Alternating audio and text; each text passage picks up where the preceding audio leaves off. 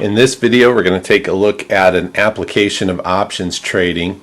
Specifically, what we're going to look at is trading around earnings announcements. This is something that a lot of beginning option traders will want to do because there's a big event coming up and they think they can hit the home run on options. Sometimes they will, but there's one thing you've got to really be careful for, and that's what we're going to try to illustrate here. So let's start with a scenario. You decide you want to trade options around earnings announcements, try to capture that big event. So you're looking at a company that's going to announce earnings after the close. Let's say it's Wednesday afternoon, getting close to the closing bell, and you know a company's going to make their earnings announcement right after the markets close. You want to make your big bet. If you think earnings are going to be better than expected, you want to purchase a call option. Remember, a call option gives you the right but not the obligation to buy the underlying stock. So if the stock price shoots up dramatically, you've got the right to buy it for that fixed price, the strike price of your option. On the other hand, if you think the earnings are going to be worse than expected, that they're going to miss, you don't want the right to buy it, you want the right to sell it. So that's going to be a put. Put's going to give you the right to sell the underlying stock for a fixed price, and that way if the stock tanks, you can sell it at the strike price and make a profit. Another possible scenario is you don't know what earnings are going to do. You just know that this is going to be a big earnings event. Maybe the company does much better than expected. Maybe the company does much worse than expected. Well, you might decide to buy a straddle. A straddle means you buy a call contract and a put contract, both with the same strike price. And here what you're betting for is that the stock price is going to move so much, you know you're going to lose on one of these, but you're hoping that the stock price goes up enough you can make more on the call than you lose on the put, or the stock price goes down enough that you'll make more on the put than you lose on the call. So a straddle is a position you'd take if you think there's going to be a big swing in the stock price, but you don't know which way it's going to move. Now, one thing I like to do is sometimes take finance outside of the textbook a little bit and try to make sure we apply it into a real world scenario. So here we're going to look at an example using real data from July 19th and 20th, 2011, and this deals with Apple's third quarter earnings reports. So Apple was reporting on July 19th after the bell. So if we look at the July 19th closing prices, the stock was trading for $376.85. The August 380 call was trading for $12.15. The August 380 put was trading for $15.50. Now the reason we're looking at August here is that they're the near-term options, and so if we want to buy at this point, the July options are already expired, so if we want to buy the nearest term option to make a bet on earnings, we're going to use these August options. So the August 380 call, August 380 put are close to the current stock price. These are near the money contracts. That's what we're going to use to make our bets on which way the earnings report is going to go. Now, heading into earnings, analysts were expecting earnings per share of $5.85 for the quarter and revenues of just under $25 billion for the quarter. So these are our baseline numbers. If you think Apple's going to do much better than expected, maybe earn $7 a share, you want to buy the call because you think that's going to really push the stock price up. A better than expected report tends to push the stock price up. On the other hand, if you think maybe Apple only is going to earn $5.50 and come in worse than expected, you're probably going to see a big sell-off in the stock price the next day, so then you'd want to buy the put.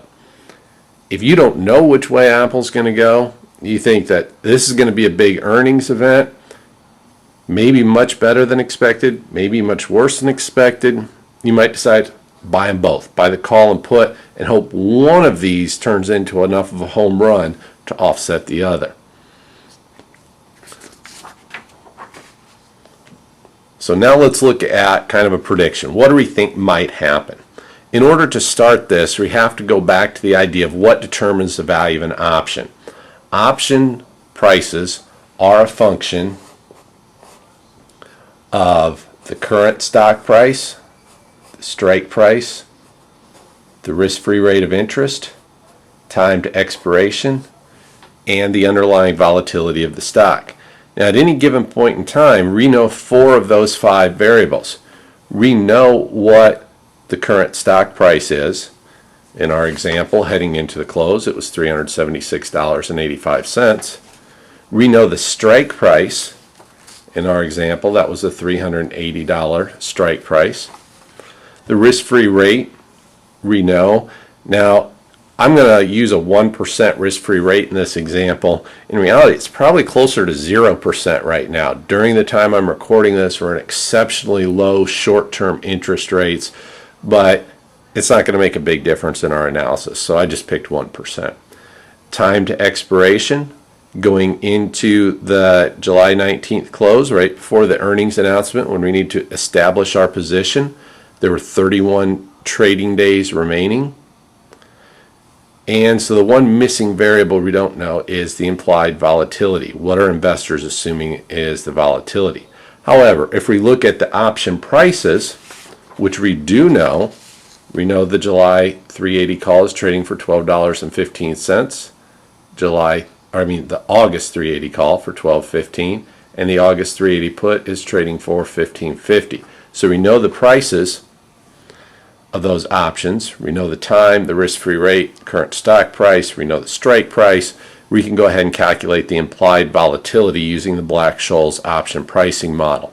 Now, I didn't do that in this video to show you, but I actually did do it using a spreadsheet I've set up with the Black-Scholes option pricing model. And there was an implied volatility of about 31.5%. So given that, now we could do some what-if analysis. If Apple went to 360, then this is what should happen. So this is the big miss. Apple turns in a weaker than expected earnings report. Stock price drops from $376.85 all the way down to $360 by the next day's close. So July 19th, earnings announcements come out after the market's close. Let's say at the close on July 20 is $360. According to the Black-Scholes option pricing model, that means the value of the call should drop to $5.72. The value of the put should go up. Remember, a put is a bet on the stock price declining, so that should jump up all the way to $25.41. Flip side is, what if Apple does better than expected? If Apple goes to 390, they beat earnings expectations, stock price jumps up, the call probably will climb to around $19.62 or $9.31. So what we're doing here is using the Black-Scholes model to make some predictions of what might happen, to get an idea of how profitable these options positions are going to be. Now let's take a look at what happened. Apple blew out the quarter. They didn't just beat earnings expectations. They nailed it. Their actual earnings per share was $7.79, and revenues were $28.5 billion. To give you an idea, remember the expected earnings was $5.85, so they did almost $2 a share better, and the expected revenues were about $25 billion, so they ended up with over $3.5 billion more in revenues. Great quarter for Apple. Stock price went up the next day. The close on the 20th, the next day's close, was $387.29. Stock went up $10.44. Now, that may seem like not that big of a move for how much better earnings were than expected, but two things go on here. One, Apple has a history of beating analyst expectations. So really, expected earnings are below expected earnings. It doesn't sound like it makes sense, but what's going on is investors more or less expect Apple to beat the earnings estimates by a little bit, so a little beat is not considered a beat at all. However, this wasn't a little beat. Nobody expected numbers like this. So why did it only go up $10 a share? The answer is stock price reaction is based not just on what happened the last quarter, but also what the outlook was. And Apple didn't give near as exciting of an outlook for the next quarter as the results for this quarter. It was still good, but not like what we would have expected given those results from the last quarter. So the stock price went up to $387.29, an increase of $10.44. Now again, based on the Black-Scholes option pricing model, if we plug in values, 30 days remaining, 1% risk-free rate, stock price of $387.29, and what is the value of the call, what is the value of the put? The Black-Scholes option pricing model tells us that the call should go to $17.94 in this scenario, the put should go to $10.34. So remember our three potential trades that we talked about. One was we thought earnings were going to beat expectations, we bought the call. If we did that, remember it cost us $1,215 when we bought the call contract. One contract is for 100 options, so we just take 100 times the per option price, was going to cost us $12.15. If the option went up to $17.94, that's going to give us a profit of $579. So our expectation given these results were if we bought the call, we should have made $579. What about if we bought the put? Yeah, that wasn't too good, right? Because the put is a bet that the stock price is going to go down. It went up. Put should go to $10.34. We paid $15.50 for it. So $10.34 is the ending value. $15.50 is what we originally paid. That results in a loss of $516. That's what we've got here. So if we would have purchased the put, based on this earnings, we should lose $516. If we did the straddle, remember the straddle means we bought a call and we bought a put, so our net profit is $63. Wasn't a huge move, but it was big enough that our straddle should have made money. Now remember, these aren't the actual closing prices on the 20th. These are what we predicted would happen given a stock price of $387.29. So this is an actual stock price. These are predicted based on this stock price and the Black-Scholes option pricing model. How well did those predictions hold up?